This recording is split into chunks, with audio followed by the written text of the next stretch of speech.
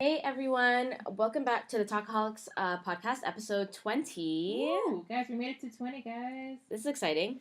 Right. So, another cool thing though, I know we featured Nawal in the past, another great Muslim female actress, right? But we got another one. Yeah. And she goes by the name of Zahra Khozema. She travels a lot. There's going to be a lot of discussion about all the places that she's been. And a funny little hiccup in the middle. Yeah, so unfortunately, we recorded with her and had a really good conversation. And then she left, and we were like, yeah, okay, let's save this. Yeah, and an amazing hour's worth of discussion. Yeah, it was like an hour and a bit. And then we find out that our recording only saved 22 minutes. So imagine what that was like. Yeah, we were like... fuming. But Zahra was kind enough to, visit home base again. Yes. To just finish up that last bit of recording. So and we had a really good conversation as well, another one. It's fine. Okay? It's fine. Zahra was a trooper, understanding. We somehow had the patience to finish it off. But ultimately, honestly, for our 20th episode, I don't think it really could have happened any better. We had a guest on. Exactly. We powered through it. Mom was at my house for the whole day yesterday. Oh my god, I was like delirious. But no, honestly, the second half, we're gonna see where it kind of cuts off. Yeah. But the second half of our recording was really fun. We got to share our travel experiences with her, and then she got to speak about her as a journalist and a travel blogger. Yes. And what she's doing. So we hope you guys enjoy. No, for sure. And I was just gonna say really quickly. I know we give her a plug at the end. Yeah. Please find her at zahratravels.ca. Yeah. As well as Zahra Travels on Instagram. She's kind of already Insta famous on there. If you Exactly. haven't heard of her, but do your due diligence and find her, please. But enjoy the episode, guys. Thank you. Bye.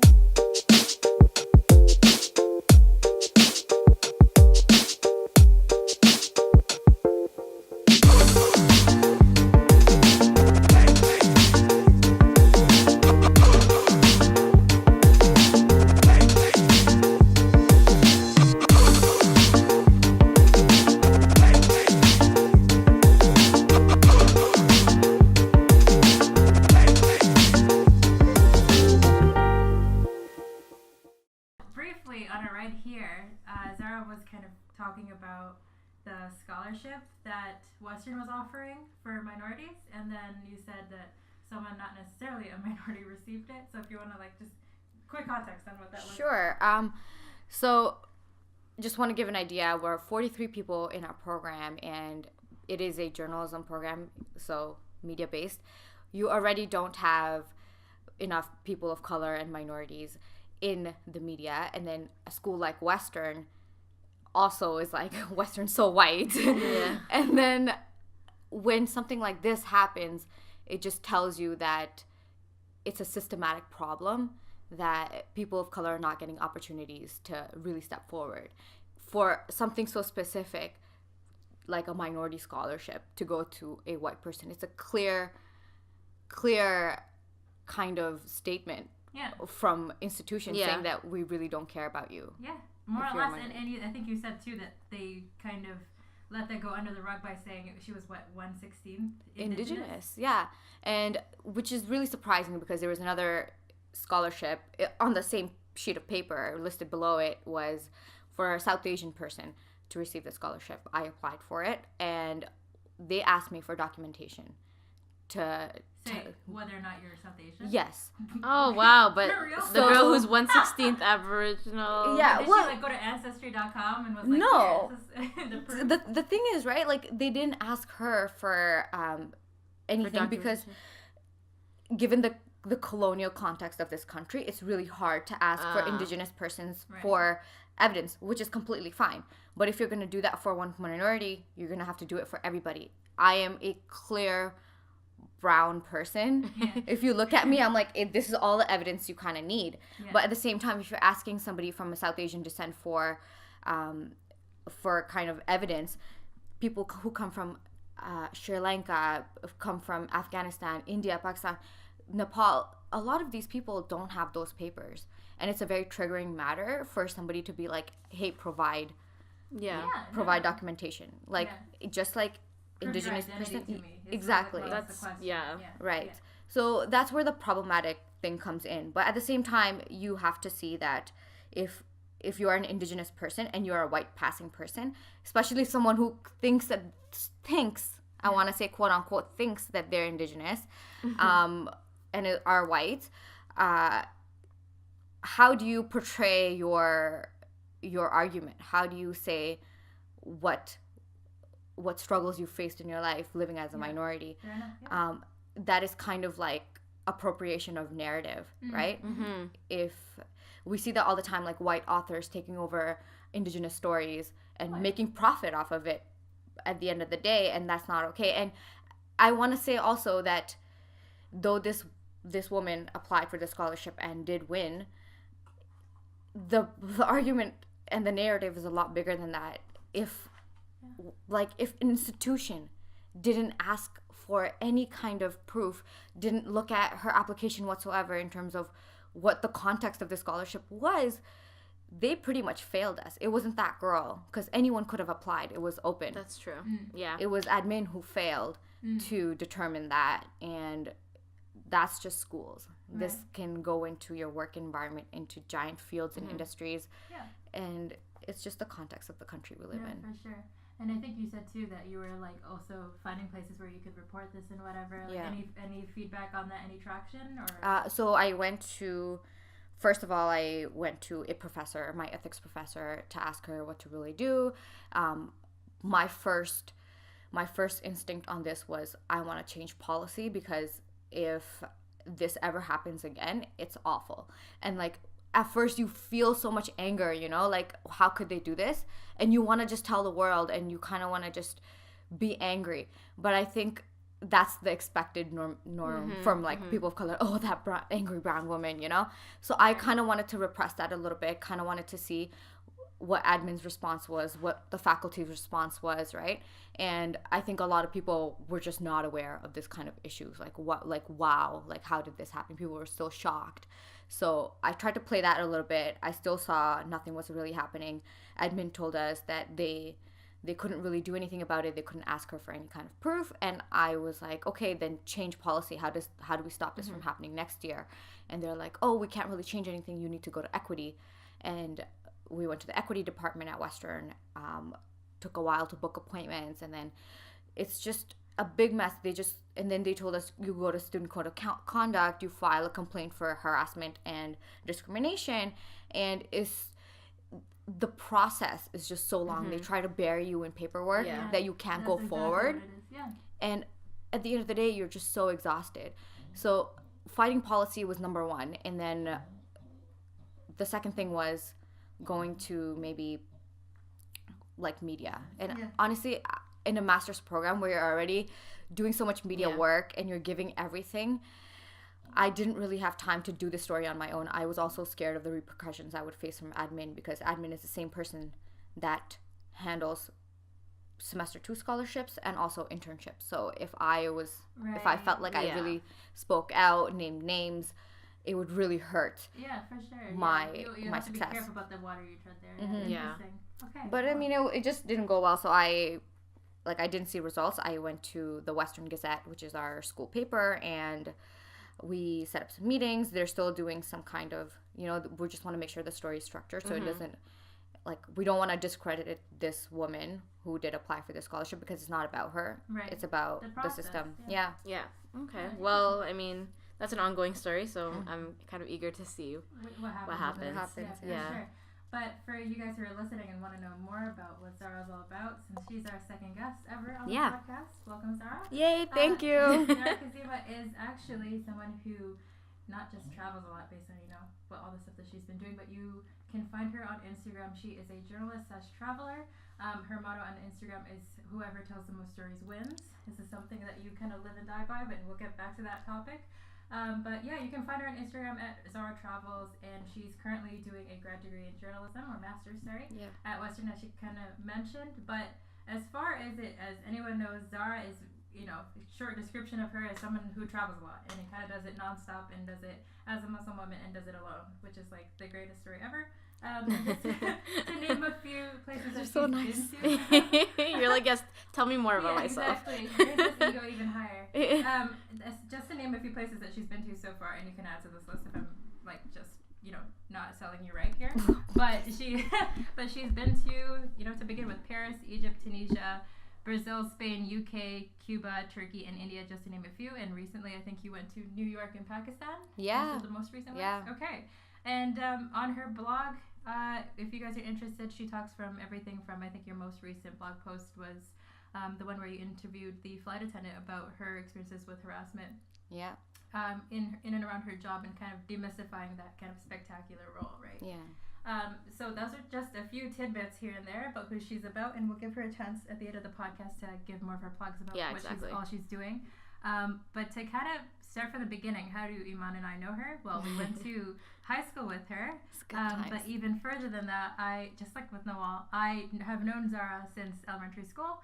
And we kind of were giggling in the car coming here about like exactly the story of how Zahra and I got to know each other. So when did you actually come to Armadale? Because I knew it was halfway through. Like, was it 5th grade or 4th grade? So it was end of 4th grade, so 2005 April. Right. So we just did like a month of grade 4, and then it was summer, and then we did grade 5 together. Okay. Yeah, okay. And awful time. was it really awful? Why? I mean, honestly, like when you're coming from a different country, I immigrated from Pakistan, and I was 9 years old. Mm-hmm. I did not know the cultural ins and outs. That Zahra very distinctly. It's definitely obviously different than the Zahra. There's a language barrier. Oh my god, I knew I'd get into that. It's like so amazing for me to see like the growth having happened. But like really quickly, the story that we were giggling about in the car is that, we were talking, Zahra, have you been to my house before? And she has, because we did actually a dance thing together. Yeah, I've been waiting for this story. I've been waiting because Razia told me she has a story to tell, and I was like, okay, don't say it because I want like an authentic reaction to the story. So tell me, please. Okay, so I think it's because Armadale, every year we had like a talent show that happened. And I think I got to know you because you were in my class that year. I think 4th or 5th grade. I don't remember. Yeah, something like that. Maybe 5th. And then we were friends together with a bunch of other people who we were like, let's just do the talent show. Yeah. I think I've mentioned it on the podcast before. I was the most shy, nervous person on the planet, especially during elementary school. But for some reason, talent show comes up, I'm like, yes. I'm going to be on stage because I still loved the performing part. I would be like vomiting and like sweating profusely before the performance, but we practiced a lot. I just remember us practicing so much. Because it was like a career-breaking decision. Yeah. And you have to like mix those tracks just the right way. Like Dhoom Machale with like some other crazy Kiara. I was like hoping you remember which was. And like, oh my god, I actually used that exact song for a dance in high school. But anyways, regardless, keep going. How it was intense because we did like whole costumes. I swear to God, like we did like, sorry, I should not call it costumes, but it was like traditional wear of like we all made sure we were wearing matching skirts and whatever, floor length, like it was like super patterned and colorful and everything. And we were like, I promise, all of our hair was out. And like, we had bangles, everything. Like the whole shindig was there. Oh my god, is there a video? I really want to see this. I'm sure. I'm pretty sure like my brother at the time probably attended, and he has like those camcorders that you held with your hand had a little small tape in it. Yeah, guys, this is like 10 years ago. I can't believe this. Yeah, it's kind of sad. It makes me feel old at least. But we like practiced hardcore. We might have practiced here in my house. We definitely did it in the gym a billion times. And the principal at that time, remember, he was Muslim too. I'm pretty sure. Do you remember? No. In Armadale? Yeah, there was one year that we had a Muslim principal who made actual change when he was there. He started the whole street festival thing and everything. Honestly, like I don't remember. In Armadale, I was only there for like 2 years. Yeah, I think, did you go to Gateway right after, or was Parkland? Parkland, yeah. But then joined with us later to go to Middlefield. Yeah, but it was crazy. Like I feel like I should find the footage just to be like, that'd be this really was funny. us. Please do you don't. guys remember what songs? Do you guys remember what songs you danced to? So you mentioned one. I think I'm not sure. It could have been Crazy Kiare or Dhoom Machale. It was either or maybe not even. Isn't that what the first one is from? Oh wait, actually, no, it was none of those. It was that movie. You know where they had the cars? Cars. No, like Race? he was Race. Race came later. No. It was Saif Ali Khan who was running. That's it. I know the actor's name. That's Race. Is that not Race? No, it's not Race. No, it is Race also, but this was older. It's Rani Mukherjee and Saif Ali Khan, and Saif Ali Khan is this like sports car driver or whatever. Like he's a racer. Why do I remember it starting with a T? Like it started like because I wouldn't know it by like because it was in Hindi or whatever. So I wouldn't remember it verbatim. It started with like some rap, and then in like the streets of New York. I just remember like the whole end scene was like freaking Sailor Moon's like transformation bit. Of, like, we all came together at the center of the stage and like in front of each other, kind of lined up, and I was at the back because I'm like the tallest, and like I go all the way back and I put like a peace sign up. I just remember that because that was like my moment. Like I had to do that as soon as the song ended. That's actually so funny. I'm actually blushing. This is like the worst thing ever. Why are we talking this on a podcast? That's cute though. I mean, like it's what you do as a kid. And you know, I was really shocked because Razia was into this. Honestly, like, because I was new to the country, I really didn't know that Muslims came in like different colors and different cultures. I honestly just, when you just grow up into the same town, like in the same country, like and at that time I think TVs and phones weren't really a big thing like for us living in Pakistan. And I met Razia, and Razia was like, I'm Tamil and I'm Muslim. I was like, what does that mean? I have no idea what that means. And then you find out there's like black Muslims, and I was just like, what? Like, it's amazing, like the diversity that is in this country, and well, not even in country, I think in Toronto. And I just learned so much from you guys. And then I was like, why can't Razia say all the lyrics to the song? So like, oh, she doesn't speak Hindi. Yeah, exactly. Oh my god, I used to get teased like all the time because I love Bollywood movies. Right. But obviously I'm not from South Asian descent. I watch a lot of Bollywood movies. I actually just watched like 2 last week. But and they were repeats. They were Om Shanti Om. Oh. And I'm gonna butcher this. Please don't laugh at me. But Bulbuleya? Yeah. Those got it is right. That good? Yeah, you did good. But I watched those two. I've watched them before, but I just subtitles? watched them. Yeah, of course. Okay. Yeah. But I used to get teased all the time. No. I hate dub films. But I remember getting teased all the time by like people at MCI because when I would say the films, I would like sing along to the songs. They'd be like, "Hee hee, your accent." I just like, let me be. Yeah, exactly. But no, I love them. Yeah, oh I truly do. That's cute.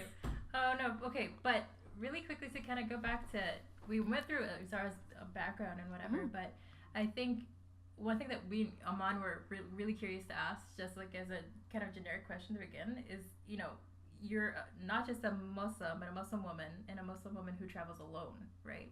And on a constant basis, right? To different countries. So given that I've known that this is like a passion of yours and you kind of enjoy like a bit of a nomadic lifestyle, how hard has it been really to like maintain that lifestyle? Like, have you been kind of given any judgment from people in our community, given that that's kind of, we know that this is taboo, like, so what was that like?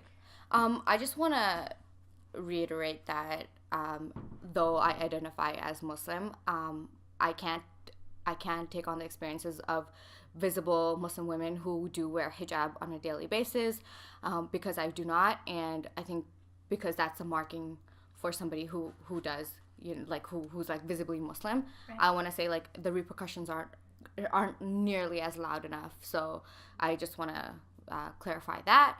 Other than that, coming from a conservative family, it's definitely difficult to just tell your mom like, hey, I just kind of want to go to Brazil for a while.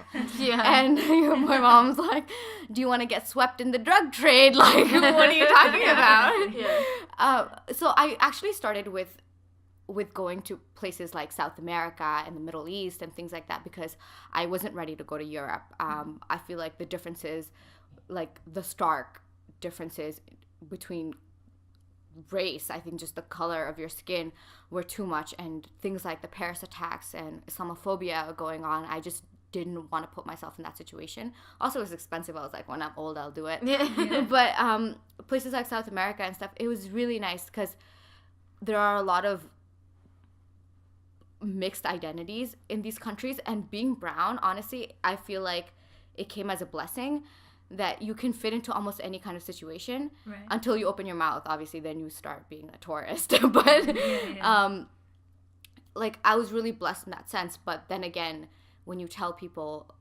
like when people ask you where are you from when you're traveling, you say Canada, and they're always expecting more. They're like, no, where? Yeah. Like, it happens here too, right? Exactly. So you always have to like justify yourself. And I remember just like even at parties and stuff, people will just be like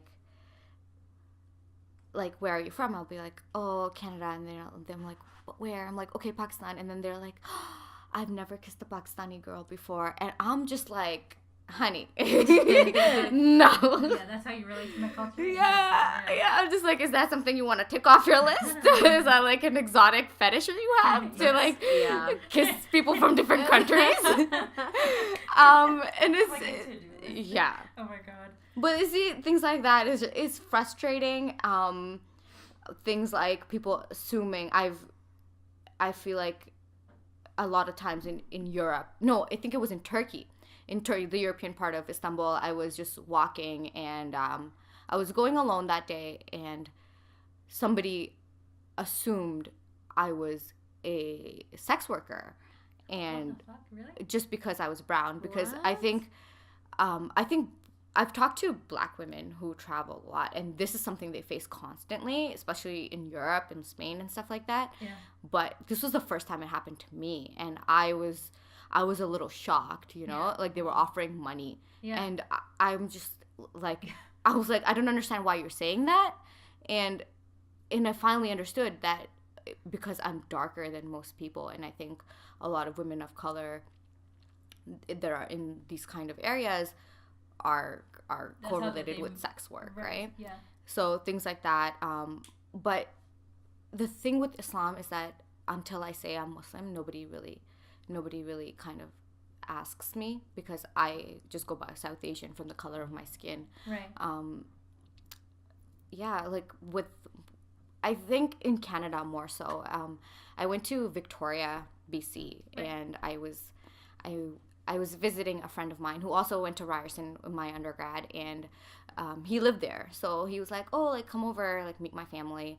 And he was, this like typical white dude from like typical white town. Yeah. And I remember being there, and his dad just kind of saying, I remember that time when Trudeau was bringing in Syrian refugees, and he was just like, so how do you feel about, like, I mean, we just met, and this guy was like, how do you feel about all these Syrian families coming to Canada? And I was like, why do you think that's an appropriate question to ask a 19-year-old, like, who just came to your house?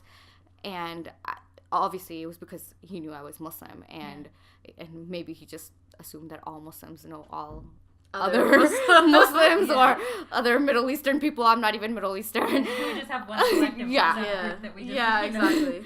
And he just kind of went on about it. He's like, oh, my office is sponsoring like refugees. Like, what do you think about that? Like them going on our money. And I was just like, I was just so taken, and I was a guest in their house, and I didn't know how to respond back. And I just kind of wanted to sit there and listen. But then I was like, no, this is a chance to say something. And I straight up told him, I'm like, I mean, they're people, first of all, and people need help, and if our government is willing to help them, then that's fine. If you don't want to take a stance in your workplace to support these initiatives, then you don't need to. But open your eyes and like think of them as human first, then Syrian or refugee later. It's not like people just want to like move their stuff. Like they just I don't want to live here anymore. I want to move there. No, they'd rather go home. Honestly. Like who would want to go through that process of being on a boat and a plane and like immigration process and refugee camps? Like, do you think people actually choose this life? Mm-hmm. No. Right? So I think that was a conversation that we really needed to have. I don't know what kind of impact it maybe had on him, but I just wanted him to know that this is not okay to ask people just because they're brown or they're Muslim, and it's a wider conversation that you need to research about and educate yourself on. Instead of like bringing that to a 19-year-old. Yeah, exactly, right? Just like, oh, here's like a brown person, maybe she'll know. Like, what? So, first of all, we're frustrated. and for those, this is going to start right after the clip kind of cuts off, but long story short, you guys will hear it in the intro, but not much of the recording got saved. So we're back at it again, basically, to kind of finish it off. Wait, so like None of it, right? Well, not no, like the first 22 minutes. Okay. Of an hour and 2. Of an hour and 2 minutes got saved. Like, Cool. So, you know, we're lucky that Zahra came back. Happy to. and thank you very much. I know, sorry for the inconvenience, but on the brighter side, if we had finished the recording, that would have been our 19th episode, but now that this one gets pushed, it's our 20th. So you're on the 20th episode of the podcast. We talked a little bit about like the small gigs that you take on here and there, because again, for anyone listening, it's probably like one thing to hear that someone travels so often as you do, but kind of the question that begs in their mind is like, how exactly does any of that get funded? Yeah, exactly. Yeah. Given that again, you travel alone, so if you wanted to mention what. Sure.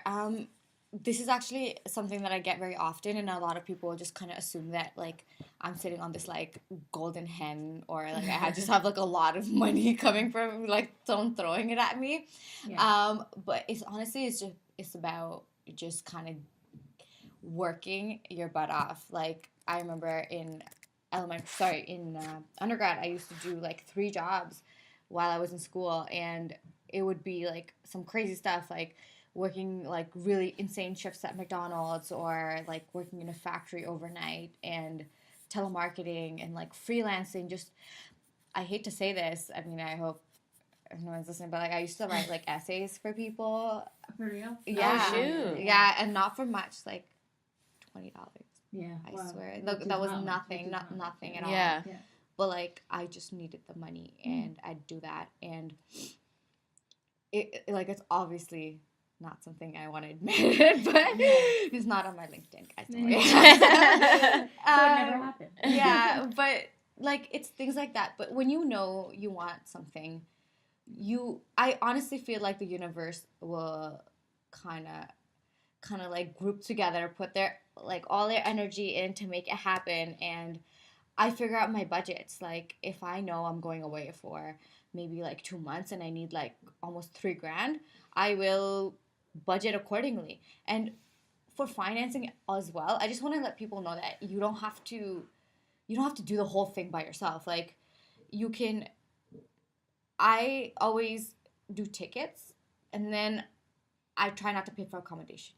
And the ways you don't pay for accommodations are to pick a place where you have some friends or some family, or get an internship or a job that provides you that kind of accommodation. I've always found that I can spend a little bit more on tickets and just not worry too much about like, you know, the cheapest ticket, because time is of essence, because I know I have to leave at this time. Like in your undergrad, like you only get like a certain amount of time you can take off, right? So yeah, exactly. Like if I know that time is of my essence, like I will just book whatever ticket I can find that's the cheapest. Yeah. But with that said, I'm not very picky with the destinations. Like it will just be like whatever the next departure has, and if I know somebody there, well and good. If not, then find something cheap like hostels or something like that. Yeah. But yeah, like by no means does like travel have to be so luxurious, and by no means is it. If you want to do resorts and vacation, that's a different thing, but we need to make sure that you know the difference between vacationing and traveling. Right. So yeah, like traveling, I feel like is just you're going in to country to really learn something, and I don't know, like maybe like expand your experiences. But vacation is kind of like you kind of want to chill, which is fine. Yeah, which is more of like the resort. Yeah, so you're the typical exactly. tourist. Yeah, fair enough. I like that distinction. Another thing too, on top of that, because we mentioned early on the list of places that you've been to so far. Is there a place or a country, like you said, where you've actually learned the most, or you had like the greatest experiences? Like you probably bought the ticket having certain assumptions about, this country's gonna be like this, I'm gonna like it, but then you went there and it kind of like blew you out upside down for whatever negative or positive reason. What country was that? Oh man, there's been a couple places that actually did that for me.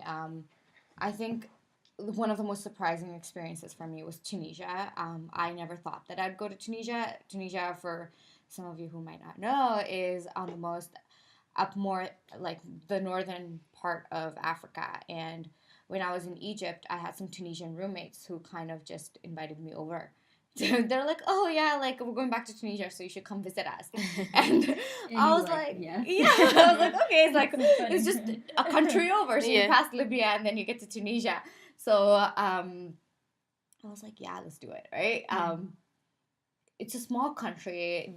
Did not expect much. Like in North Africa, we mostly hear about like Morocco, right? And it's just like so. It, like my assumption was kind of like Morocco or whatever, but smaller scale. I got to Tunisia. Honestly, it was so great because Tunisia, all I knew about it was that the Arab Spring started from there. Right. And wasn't there like oh man, this might be completely wrong, but wasn't there like an earthquake that happened there too or something around that time? That's because the reason why I say that is because Tunisia was off the map before any of this stuff happened. Like people didn't even know the name Tunisia of the country until it might have actually just been the Arab Spring. I don't know. I'm thinking earthquake. I don't know. I never heard of the earthquake. Where people were concerned about the people in Tunisia. That I was like, oh, that's a place. Like, you know what I'm saying? I mean, as of recently, you mean, or no, in the past, like in early 2000s. Right.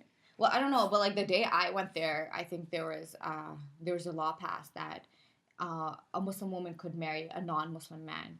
Oh wow. And that's like one of the most progressive things like I've ever heard in the Middle East. And Tunisia is one of the most progressive places. It's like the little like Europe of like Africa, right? And I'm not gonna lie, the people there, oh my god, good looking. And what's the best part was like you'd be walking down the street. I went to a very small town. It was called Bizerte, and like we were just walking, and you could see like a woman in a short dress walking beside a woman in an abaya, and I was just amazed, especially coming from Egypt at that point. I was just so happy to like I see that in Canada, it's fine, but like to see that in the Middle East and like see being so progressive, I just loved it, you know. There are a lot of like there are Christians, there's a lot of Jewish people in Tunisia as well, and a lot of people don't know that. And I genuinely had the best time. They speak like 3 languages. Yeah. Like, wow.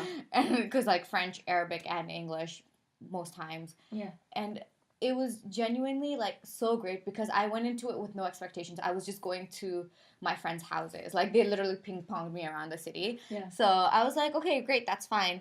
And when you go into a place without expectations, it's good to have a plan. I don't want to say just don't have a plan, don't do your research, but sometimes spontaneous, like just keeping an open mind, being spontaneous is really great as well. Like food was good, people were good, the culture was great. Like they have like this really big like Latin salsa culture. Oh, I never knew that. That's so interesting. Like so 2 times, I think, out of the 4 nights that like I was in Tunis, we ended up going to like a Latin place, and or like something with Latin music, and I loved it. It was really really good.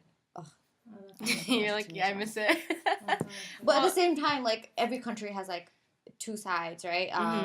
Whereas like Brazil, whereas I think Egypt, when I went there when I was like 16, it was like, I just thought it was awesome. But like, that's when you have your travel goggles on, right? You're just like, yeah, everything's so great. Like, I'm a tourist. Yeah. And like, oh wow, pyramids. Right? And then I went back when I was 21 and I was. Did it break the nostalgia for you little?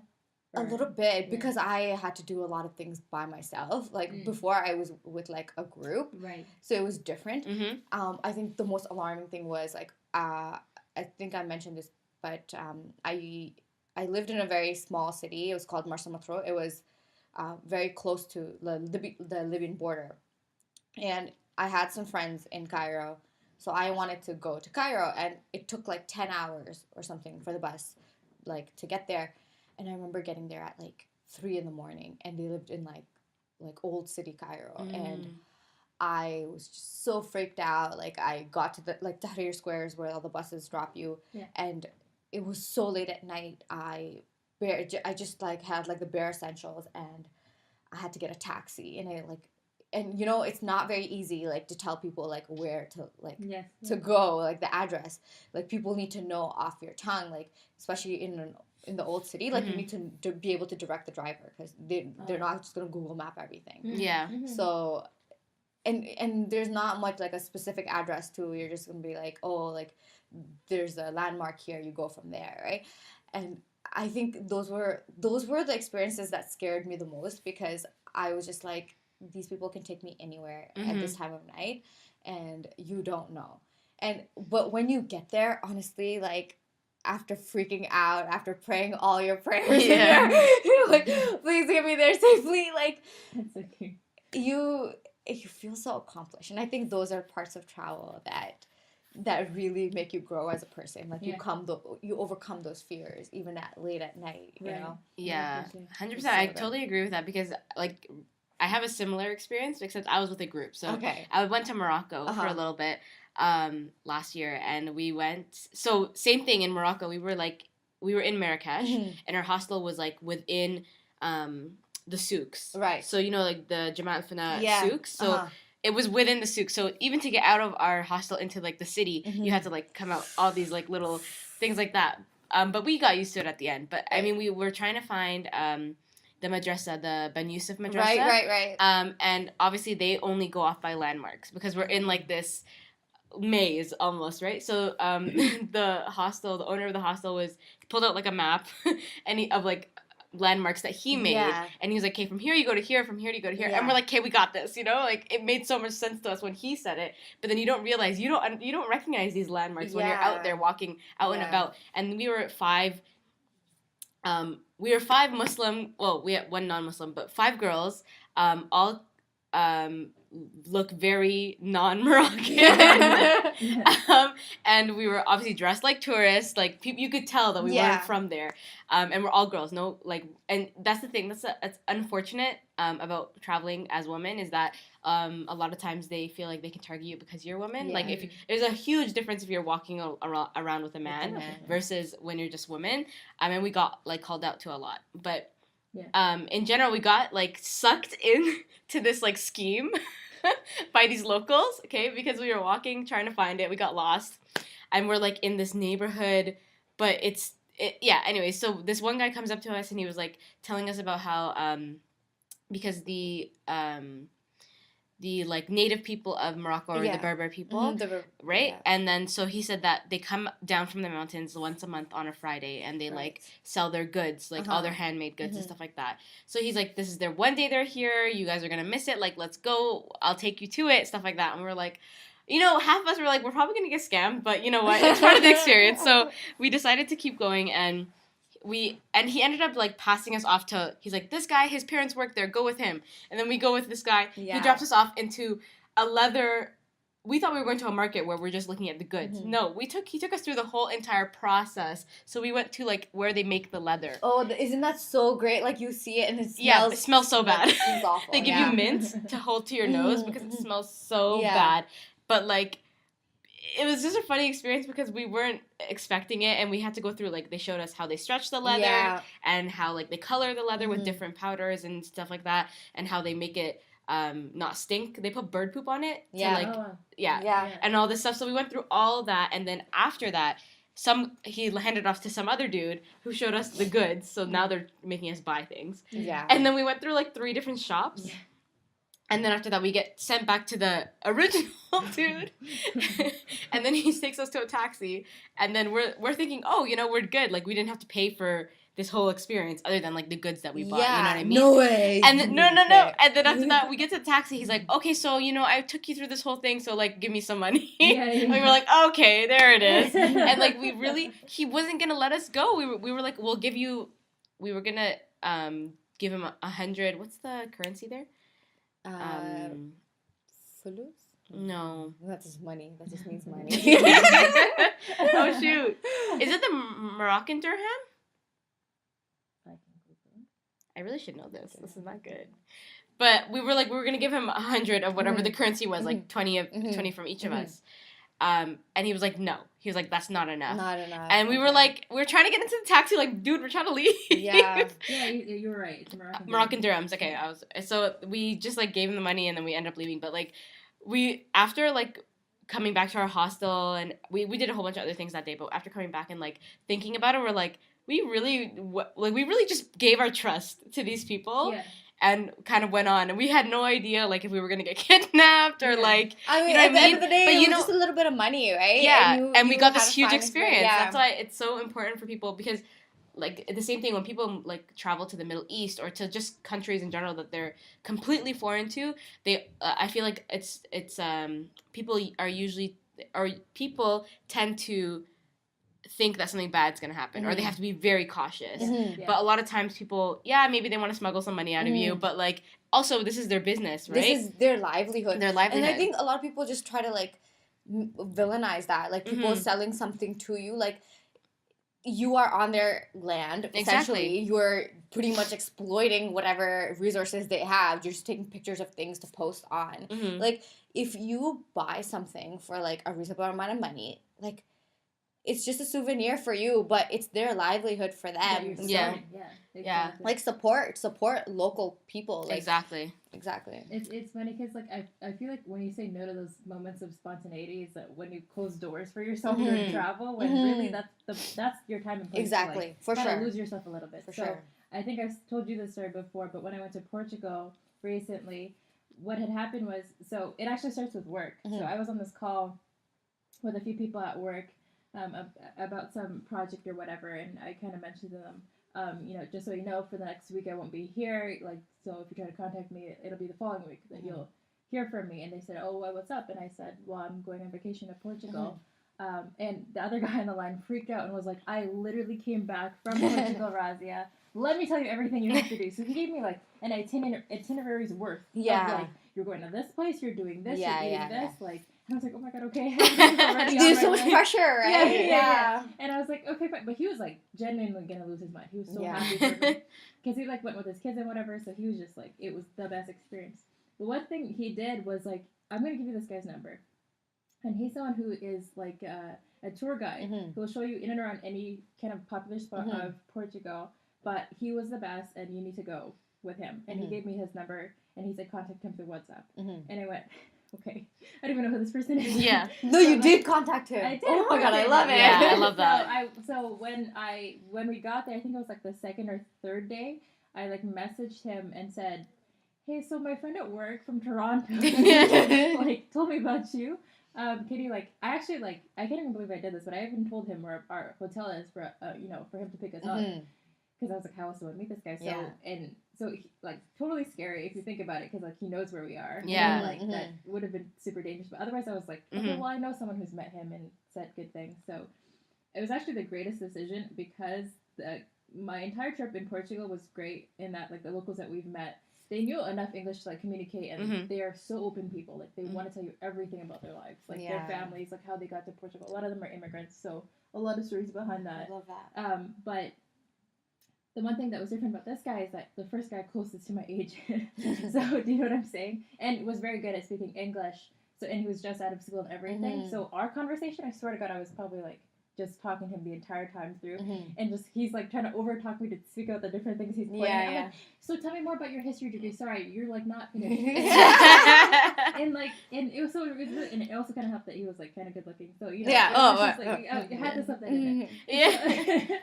So, but he was, like, honestly very sweet. And the thing that I think was the greatest too, because I brought my dad for the first time to go travel with us, and because I thought it was important, especially Portugal, for those who don't know, has, like, a history with Sri Lanka. Like, so, like, the first, I think, European colonizers to visit and kind of take that control of that space was Portugal.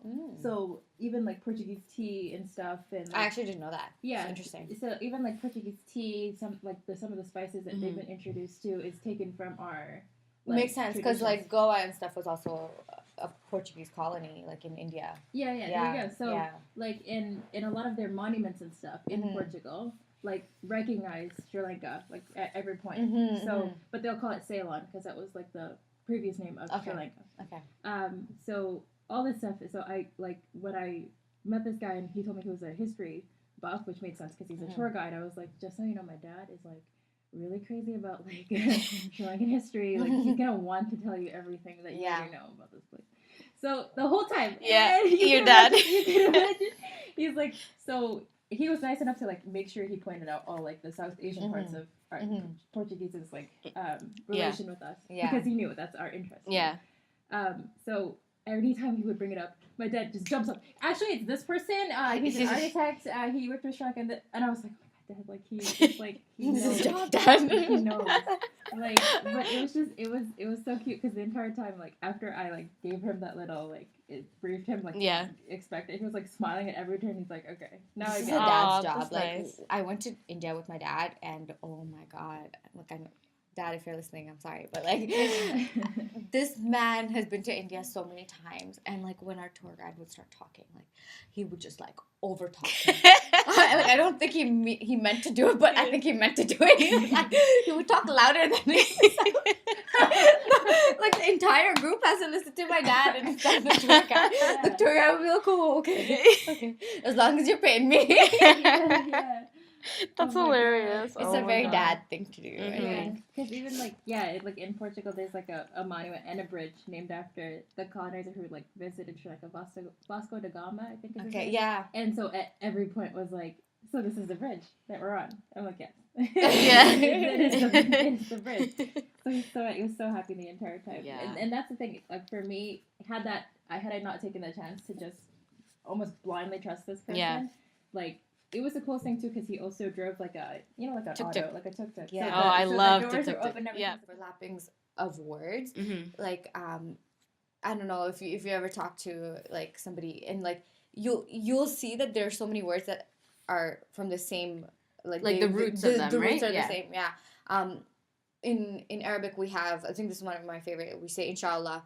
You know, it means God willing, and in Spanish it's ojalá. So it's really cool that they say that. I mean, it's not the exact same way, but like it's meant in the same way because ojalá is like oh Allah, kind of like that, right? Yeah. So it's really cool when you see the intersections. Mm-hmm. It's because there were 200 years of rule in that land from somebody. So it's really nice to see that language kind of disperse into the culture as well. Yeah, and I think that only comes through traveling, though, right? Sometimes that like you can have so many friends, have so many exposures to the communities around you, get a good understanding of like the differences between cultures and how they blend. Yeah. But it's until you go to places like the ones that we've mentioned so far that those things kind of open up for you. Because even like, again, not to like harp on Portugal all the time, but like even like I knew like Portugal and Brazil, like those are the two places where Portuguese is spoken. Yeah. But I didn't realize though that because the Portuguese had also controlled parts of Africa, like Mozambique and Angola. Exactly. They speak Portuguese. Just like lost my mind. Right. You saw some of those people, also tourists there, but they're visiting for obvious reasons, in that like the comfort of language is the same. Yeah. So of course they're gonna visit here out of all places. And I was just like, oh yeah, it makes sense. Yeah. But, like you just don't realize these things until if I wasn't there. Exactly. It wouldn't have made sense to me. It opens up your mind Yeah, I know. to so many things. But Zahra, do you have any plans for your next Yeah. Yeah. Really? Oh. Yeah. Oh, this is exciting. So just last week I booked a flight to, well, it's nothing too significant, but I'm going to Banff. Well, Calgary first. I have a friend who lives in Calgary, and she was kind enough to offer her home to me. Yeah. So I'll go visit her, and then for a couple of days I'll just go to Banff, stay at a hostel there or something. A lot of people gave me shit. They were like, "Oh, it's winter. You're gonna go to more winter place." That's true. I was like, I feel like all experiences shouldn't just kind of relate to your summer experience. For sure. You need to, and we live in Canada. Like it's just so much easier to do these things, and I'm just a little short on cash. So I was like, I'd rather go somewhere that like I don't really have to pay too much accommodation for. But I'm excited. I've never been, and I treat it like a new opportunity. But after that, I'm done school around April, and we have a 4-month internship, and that could kind of be like anywhere. Right. I'll share this with you guys, but like it's my dream to work at Al Jazeera, like at some point. Oh, that'd be That so would be crazy. amazing. Yeah. Wow. So one of my profs, he used to work there, and I'm hoping that we can arrange something so I can. That'd be so cool. That'd be like actually the perfect opportunity. Yeah. Honestly. So I mean, if that happens, I'm going to the Middle East, like which is something that I want to do. If not, I was on a bus in London. I was going to my place, and there was just like this really nice lady that got down from the bus, and she just smiled at me, and I like said hi back, and then I realized she had like a Spanish accent, so I asked her like oh, where's she from or whatever. And she's like, oh, I'm Colombian. And I was like, great. And she's like, what do you do? I'm like, oh, I'm a journalism student. And she's like, oh, I'm a journalist. And I was like, oh. Well, can you give me your number? That's so probably, yeah, like I'll meet with her for coffee like sometime next week, and I'll see if like she can suggest like some places to, you know, kind of apply to. So yeah, I'm very open and to something new. But I know that I want to go somewhere. I don't want to stay. Unless someone's paying me to stay, then I'll stay. If you want to pay me, I'll stay. Oh, man. That's exciting, though. Yeah. I heard Banff is, like, really beautiful, so yeah, I'm excited for you. Excited. And I think it's a different experience to go in summer and winter. Yeah. So, I mean, if I go to winter, yes. Have you been to a lot of parts within Canada? I don't think just the big cities. Okay. Like Vancouver, Montreal, like Ottawa, Toronto. I was just... And then, like, places like in Ontario, like Tobermory and, like, Hamilton and things like that. I try to, like, because Canada is so big, it's hard to, like, get across. Yes, but... And expensive. Like, yeah. Let's not pretend. Yeah. So I try to, like, for me, we, like, I live in Markham, so... For me, even to go downtown Toronto is like, I'm traveling. Yeah, I'm traveling. So I love doing that. Yeah. I love doing that, and a lot of people are just like, oh, as a commute, but I'm like, no, I treat it like I'm traveling. I'm so excited. Like, I'll pack a bag, pack my lunch, and I'll go. And I treat it like I'm a tourist in my own city. And it's so great. Even when I find, like, a new cafe, I find, like, something new opened up. There's, like, a new art exhibit. It's really great to see that. And, like, when you're just open to any new experience, like, it's an experience of travel. Yeah. I think you're just a lot happier, I think. Because that's what I was going to say, too. I feel like that I've had minimal limited opportunities to kind of really see most of Canada. Mm-hmm. But the times that I have been to, like, old Quebec City and, like, Montreal and places like that, I feel like my understanding of Canada, like, just keeps breaking those walls of, like, understanding what that looks like. Because even the first, like, there's, like, this highway that you enter as soon as you get into Montreal that kind of looks a little bit above the city for a bit. Just seeing, like, how many, like, churches and, like, religious centers basically that are covering Montreal. Like, for me, I was like, I don't know, I didn't realize that was a thing, but for me to, like, put that image and connect it to Canada was, like, another thing altogether. Mm-hmm. Not to say that that's jarring, but it's like, do you know what I'm saying? Like, there's so many moments and images, like, from the parts of Canada, even, like, certain pockets of Toronto, of the GTA, that you're like, whoa, this is here? Like, this does not look like Toronto to me. Yeah.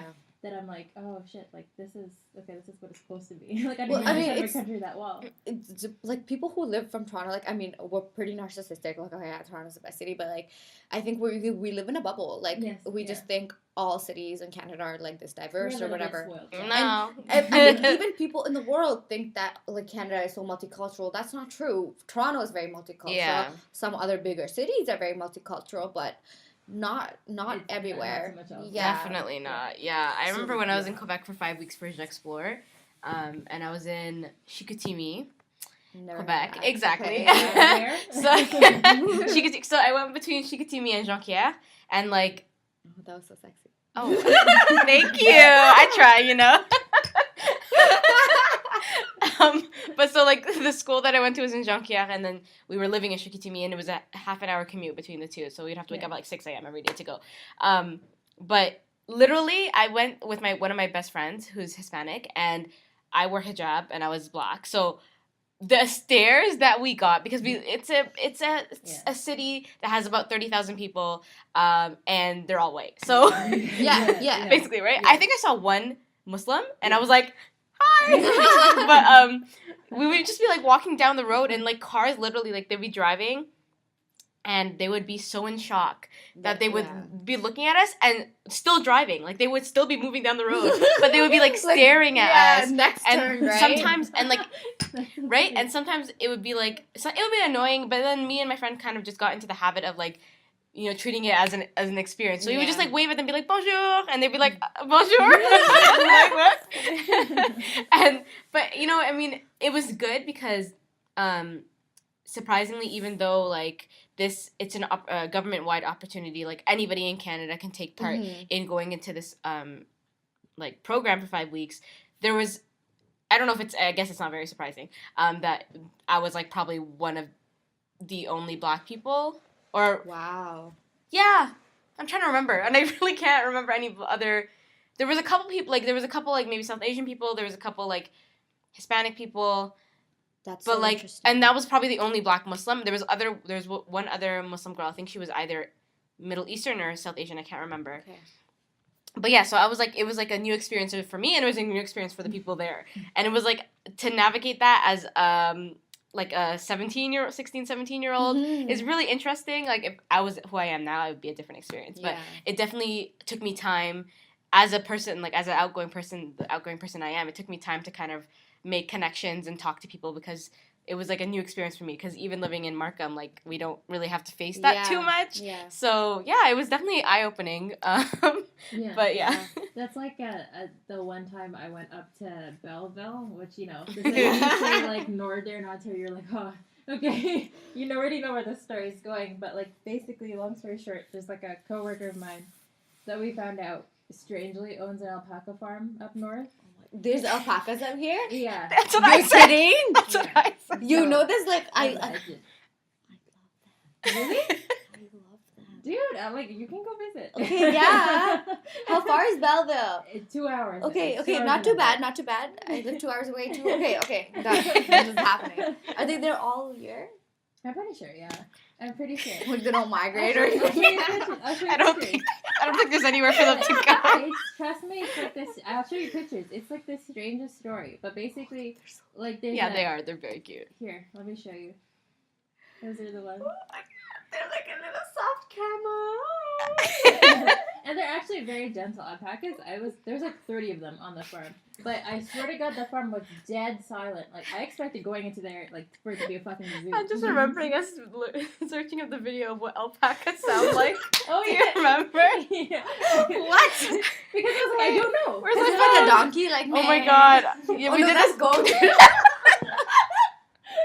We did this on the, I don't remember what podcast we talked about, the episode we talked about this, but we did this exact same thing. Yeah. Where I was like, donkeys, what do alpacas sound like? There you go. Yay, Tara knows. Okay, ready? Farm sounds.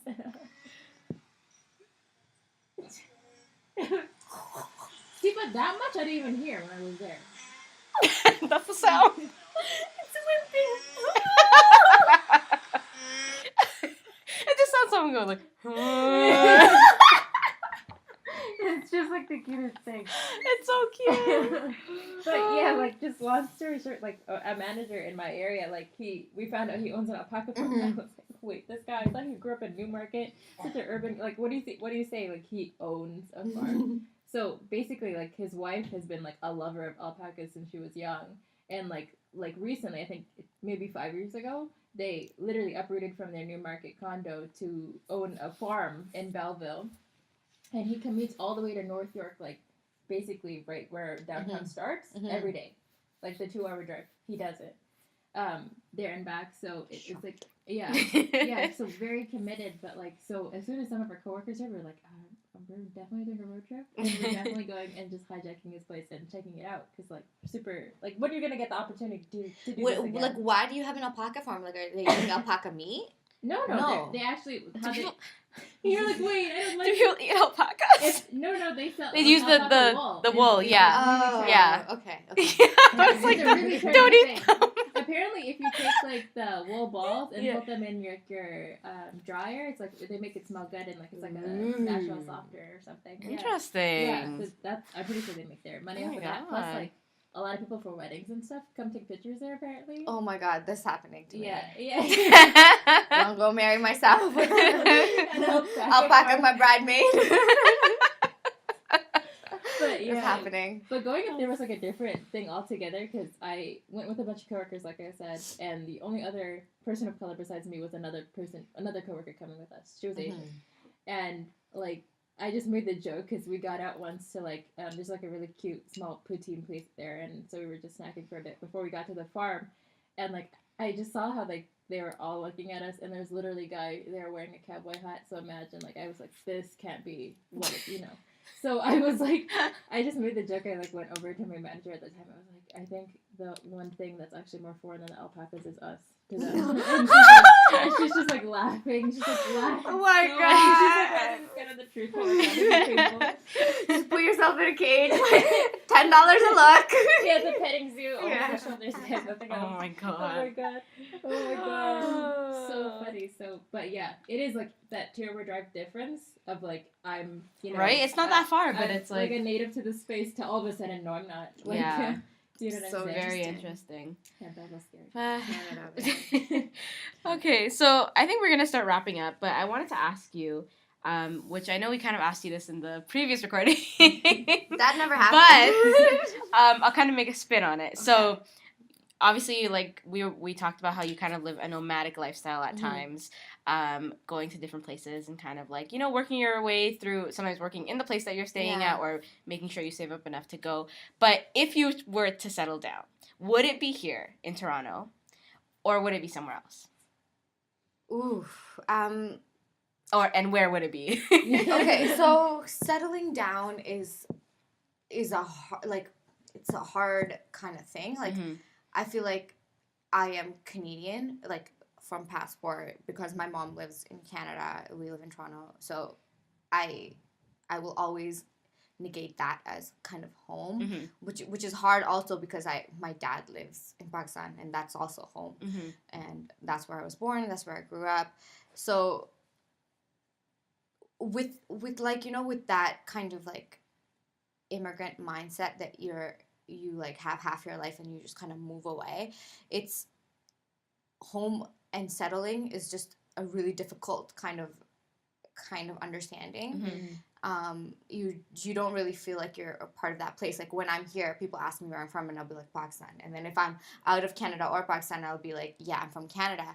And it's really weird. So in terms of maybe settling down, I mean, I want to be a journalist, right? Like that's where I find where like my passion lies. So I don't think there's ever going to be a time that like I feel like I have to just completely settle. Like if I'm in Toronto, that's great, but if I have a project somewhere else, I'm always going to be open to it. And whoever my partner is going to be will have to kind of understand that. And like I welcome couples trips. So yeah, things like that. Like I just don't know if settling is an option. But like I know that in this country, I have a lot of rights. I have health care, things like that. So like I'll always be coming back to home base to touch base with my mom and things like that. So there's that. But right now, I don't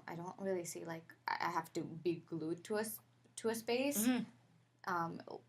Whatever honestly opportunity finds, I'll be there. Yeah, for sure. And it's exciting to just see like again, I mentioned this in the last bit, but it's just so exciting every time you post or kind of make a blog post such as the one you did with the flight attendant and other ones in the past. And it's like I like that you're finding not just an opportunity for you to travel, but to make something of it. Yeah. Right? So like again, super passionate about even just watching what you do. So like continue to keep us in the loop, and whenever you're back here, or, like do something really cool. More than welcome to have you again on the podcast. Of course. You guys are so great. I'm so happy to be here. But yeah, before we close, plug yourself. Tell them where we can find you. Cool. So you can find me on Instagram at Zahra Travel. Zahra is ZahraTravels. Just slide into my DMs, man. Like, more than happy with that. I have no problems. So you can do that, or you can go to my website, which is at www.zahratravels.ca. But yeah, let me know if you need help. Let me know if you want me to talk to your mom. If you need to travel somewhere, I'll be more than happy to talk to brown ladies. I love them. Yeah. Thank you so much again. And for everybody listening, thank you guys for listening. We will catch you guys on the next one. Bye, guys. Bye.